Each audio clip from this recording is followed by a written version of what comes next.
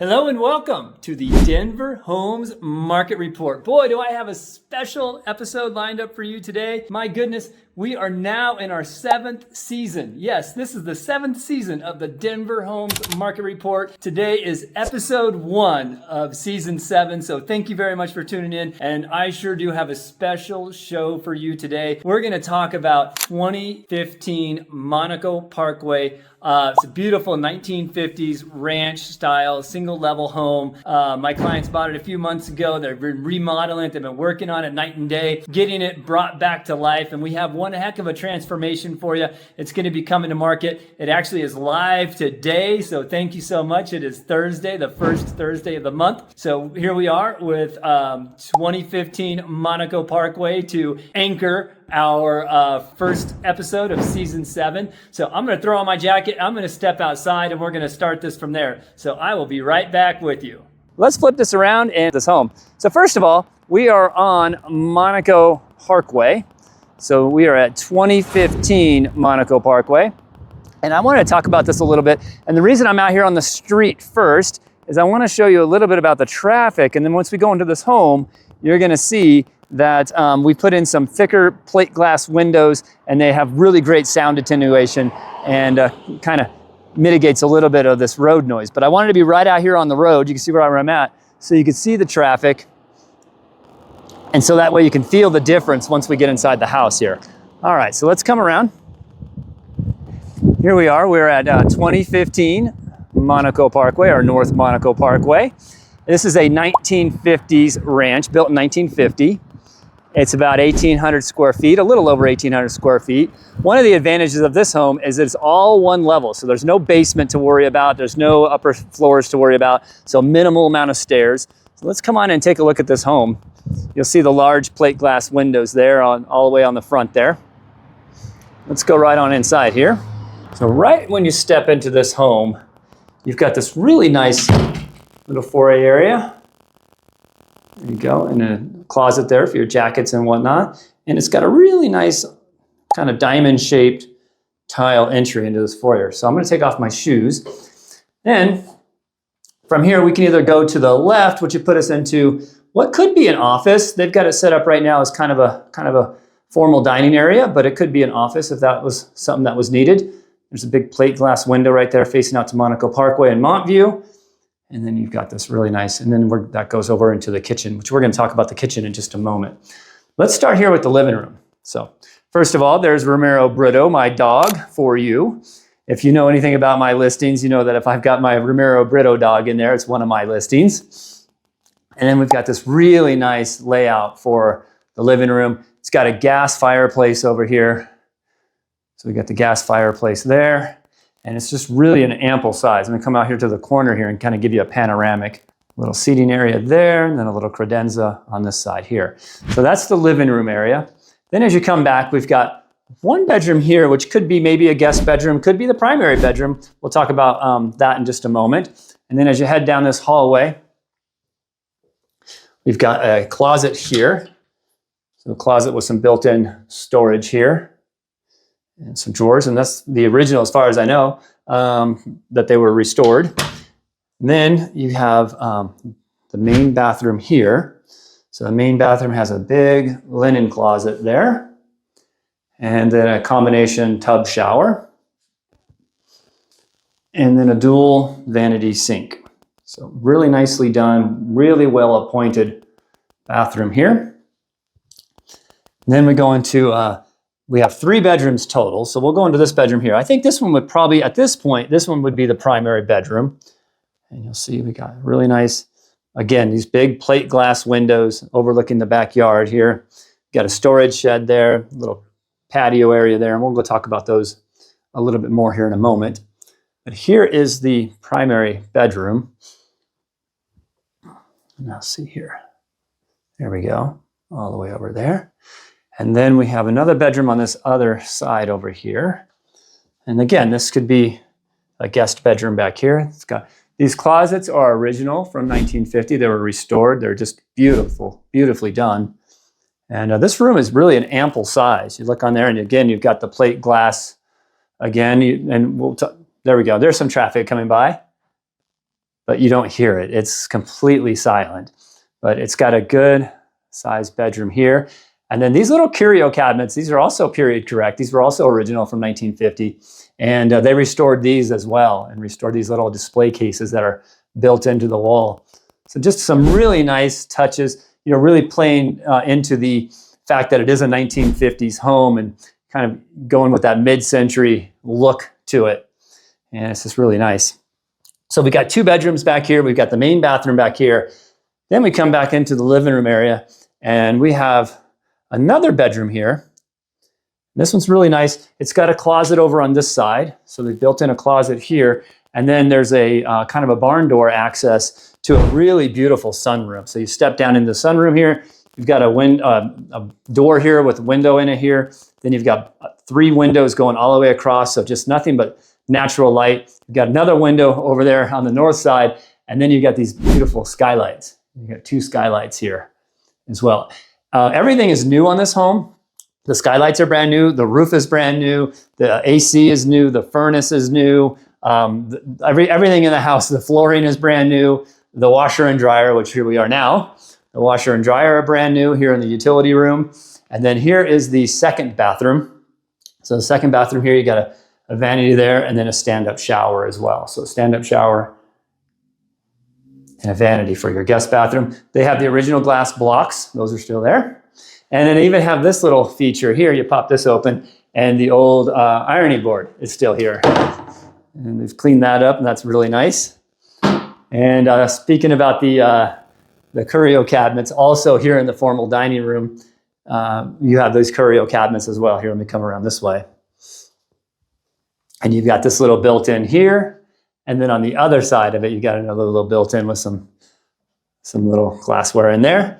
And then we come into the kitchen. So the kitchen, we have an eat-in kitchen. So we have kind of an informal kitchen area there. Then you come around, it's a U-shape with the cabinets going all the way up to the ceiling. So you got a lot of cabinet space. And then you got your quartz countertops with tile backsplash and then darker cabinets down below.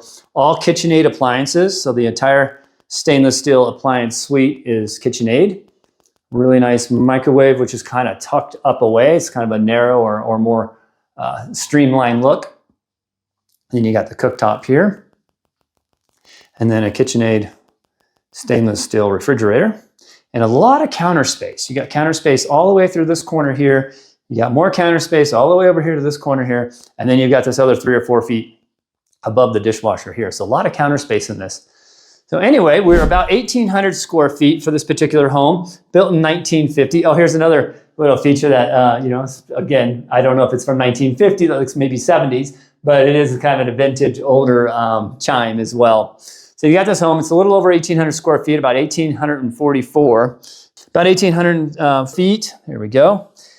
We've got it listed for $925,000. We are coming soon right now, so we're not doing showings. We're not doing any open houses. It will go live this coming Thursday. So that'll be the 2nd. And then we will have our first open house on Saturday, April 4th. And then again on Easter Sunday from about 11 a.m. till 2 p.m. All right.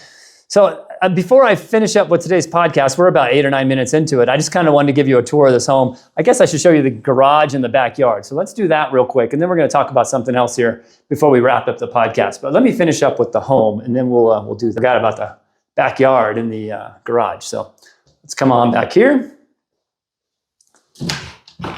Come through here. So you come out to the garage. Garage a little bit messy yet. We're still getting things cleaned up and whatnot, but you've got a really large garage. You've got this space right here, which is about 5 feet of this ledge, and then you step down, and then you've got the 2-car garage. There's also storage shelves on the side over there, and then there's also another little room. You pop in back here, and you've got some additional storage back here. Right now we've got a door in here, but additional storage. You got the furnace, which is newer, so you got a newer furnace. Then you got the water heater, also newer. So you got the water heater there. So newer furnace, newer water heater, newer AC compressor. You got 2-car garage. So we'll go out the outside. You can see what the backyard looks like. Got this really nice patio, which comes off of the sunroom. So the sunroom has its own door, and then the windows there. So you got a really nice patio. Really beautiful backyard. Extra storage in the storage shed there. And then you have all this space back here, which could be RV storage, it could be grass, just whatever you would like. It's a complete blank canvas right now. And then you come over here and we'll get into taking a look at the back side of the house. There we go. And here's your 2-car garage. And then there's the back side of the home there. And then this garage, you have a huge driveway. You could probably put, gosh, at least 2, if not 3 cars across, and you could probably get 3 of them in here. So probably parking for four cars, probably comfortably, plus your 2-car garage. All right, so let's head back into the house here. Once again, this one is coming soon right now. It's gonna be active this coming Thursday. It'll be available for showings. Will be coming on Saturday, April 4th, and that'll be from 11, or maybe is that April 5th? That'll be from 11 till 2 p.m. on Saturday. All right, I'm gonna flip this around and talk to you a little bit more. As we wrap up the podcast today, beyond the walkthrough, if you have any questions about this home, give me a call. Go to my website, denverhomesmarket.com. Go into the featured listings, which is up in the upper left corner there. And this home will certainly be in there as one of my listings there under my featured listings. It's listed at $925. It's about little over 1,800 square feet, 3 bedrooms, 2 bathrooms. Everything's redone. So right here on Monaco Parkway. All right. So another thing I want to talk to you a little bit about today is, why it's so important to have a buyer's consultation. So like let's say you're a buyer, even if you've purchased a home before, let me see if I can set this down. Even if you've purchased a home before, and but maybe it's been a while, you always want to do a buyer's consultation, more so now than ever. And the reason I say that is because there's a lot of changes in the market. The market's changed over the past couple of years. And there's also, once you start looking at homes, I'm getting ready to go meet with some buyers today, and we're going to go look at probably 7 homes today. And if we were to write an offer, I wouldn't want them to have to learn everything about the offer on the fly. Like while we're trying to negotiate an offer, they're already nervous about putting in the offer and buying this home potentially.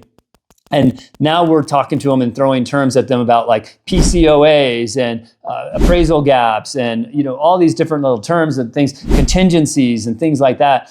And so the whole reason you want to do a buyer consultation with your realtor, before you sign up with your realtor, make sure that they're offering a buyer consultation. If they're not offering a buyer consultation, or if it's not comprehensive and not going over all your questions and concerns and going over contingency plans, going over what does a PCOA mean? Does it cost money? Does it not cost money? What's an appraisal gap? How does that work? I won't go into all the details today as a buyer consultation because I think we'd be here for an hour. My consultations usually take about an hour, hour and a half to go over everything that we cover. But my bottom line here is just to make sure if you're getting ready to buy a home or you're thinking about buying a home, even if you've bought many homes in the past, things have changed. And it's really important that you sit down with your realtor. Your realtor is your real estate advisor. They're not the one there to just go open the door and let you into the house. There's a whole bit behind that behind the scenes that you might not really see as a buyer. And I think, getting to that point, we as realtors, I think we've made our jobs look pretty seamless, hopefully, but almost to a fault. Almost to a point where you'll see the snarky remarks online where someone thinks a realtor just opens the door, just puts a sign in the front yard, and all the other magic just sort of magically happens. Everything else just kind of falls into place. And so there's this term that's used out there. It says, don't let them see how the sausage is made. Let them enjoy their meal and enjoy their pasta, but you don't really need to get into the nitty gritty about how that sausage got made or got to the plate. But I think we almost do need to step back a little bit, and we almost do need to share with our clients a little bit more of how the sausage is made. Whether we're talking about contracts, whether we're talking about our continuing education, how we stay up on all the different regulations and things that are going on, which keep them as buyers or our clients as sellers out of hot water, right? We're able to advise them and let them know what the current regulations are, whether that's with disclosures or whether that's with negotiating the offer or whatever it is. That we are kind of showing clients the back of the scenes or behind the scenes of what it goes into, whether that's getting their home ready for sale and some of the science behind staging and having the home vacant and professionally staged and how it's all laid out and how the marketing is done, the demographics we're looking for, and just all the various things that go into putting a home up to market for sale. They just don't magically come on the market and get full market value just because you put a sign in the front yard. It's not how it works. There's a lot more that goes into it when you're coming to the science of selling your homes. Just like there is when you're going to purchase a home. Especially now, we have a lot more to talk about compensation. It used to be, not that long ago, a couple years ago, in the MLS, it had compensation in there. That compensation is no longer there. So that conversation should have been happening even before this. We should have been having more conversations about compensation, about how your realtor as a buyer's agent, how they get paid, when they get paid, and why they get paid, and how much they get paid. And we were really kind of getting lax on that conversation because it was just already in the MLS. So it was not really a conversation to have. It's like, oh, it's in the MLS, here it is. And it didn't fall on the buyer to pay in most cases. It was usually the seller that was paying it. And they had already agreed to that up front. That's the part that's changed now, is that when I have a consultation with my seller, I certainly let them know, like, hey, a buyer's probably going to come from another agent. I don't represent a buyer and a seller on the same property. For me personally, it's legal. Here in Colorado, we call it a transaction broker, but I already have a relationship with my seller at that point if I have the property listed. And so I don't switch gears on my seller and say, okay, I'm no longer going to be your advocate. I'm no longer going to be working for you under your corner, but I'm also not going to be working for this new buyer either. I'm going to be a transaction broker where I'm just helping with the paperwork, and I can't advise you on the pricing for the sale side, and I cannot give them insight to your situation for the purchase. I just don't do that. It gets messy. One side or the other is going to feel like they didn't get a fair shake or fair representation, and they're right. They didn't get fair representation. I was a transaction broker. I wasn't representing the seller, and I wasn't representing the buyer. I was only a transaction broker because I was the broker in between on one property with a buyer and a seller on each side. I just don't do those. They are legal, and you'll find them in Colorado, but I just don't do that. If I'm working with you as a buyer, I'm going to be your fierce advocate as your buyer agent. If I'm working with you as a seller, I'm going to be your fierce advocate as your selling agent. So just want to be really clear that when I'm working with the seller knows I'm working for them. Everything I do is for their benefit and trying to get the best price for them and the best terms for them, what they're looking for. And when I'm working with my buyer, same thing. I am working for my buyer and trying to get them the best deal possible in the current market, regardless. So that's why I only work with buyers for particular properties or sellers. Now, there may be a situation where I have a seller that they have a home and they're like, Ricky, we want to sell this home and then we want to go buy another home. That's perfectly fine. So we sell that home. There's another buyer that represents the buyer to purchase that home. Then we go off and we find a home to purchase for my sellers who are now become buyers. And now I'm representing them to purchase the home. And there's another agent on the other side working with the seller to sell that particular home. So I'll work with clients in that manner. It just won't be like if I had this listing here at 2015 Monaco Parkway and I have an open house and a buyer comes in and says, I don't have an agent, but I want to buy this house. I will have them refer out. I will give them a few names and then encourage them to go do some research, get a realtor that can represent them in the sale, because I can't represent that buyer. I can only then become a transaction broker. And the only way I can do that is to go to my seller and explain to my seller that I'm no longer their advocate. I'm no longer working for them. Now I'm also not working for the buyer. Now I'm a transaction broker. I don't want to change that relationship. I just want to be a fierce advocate for either my buyer or my seller, regardless of that situation. So anyway, I want to talk a little bit about that. And I wanted to kind of bring that up to your attention. It's so important. You as buyers out there, for sellers, we've done consultations, right? We've been doing that. We go to their home, we walk around, we talk about the roof, we talk about the HVAC, we talk about how old the furnace, is, when's the last time it was serviced, does it have AC, does it have floor, cooling, what does the appliances look like, what does the bathrooms and bedrooms look like, what's the condition, so we have those consultations with sellers, and we've been doing that all along. What is now more prevalent and more important than ever is that you're having that same consultation with your buyers, or you as buyers out there are calling me and saying, Ricky, we need a consultation. We want to know about, appraisal gaps, contingency plans, post occupancies, if that's the case. We want to know about HOA regulations and about special taxing districts, and all the things that we go over in a buyer's consultation in that hour and a half is a lot of information for you as buyers to get. It's to give you ammunition. It's to really empower you, and really it shows that I am investing in you for time and knowledge, and help and share that with you. And then just on the flip side of that, it's a two-way street. You're also investing in me. It's your time, which is very important to me. And you're giving me your time in order for us to get together. We meet at my office and we go through the entire buying process. And as we're doing that, we go in and we say, okay, we might hit a little hiccup here about days on market, or when's the last time they had a price reduction. We're talking about like strategy for writing an offer.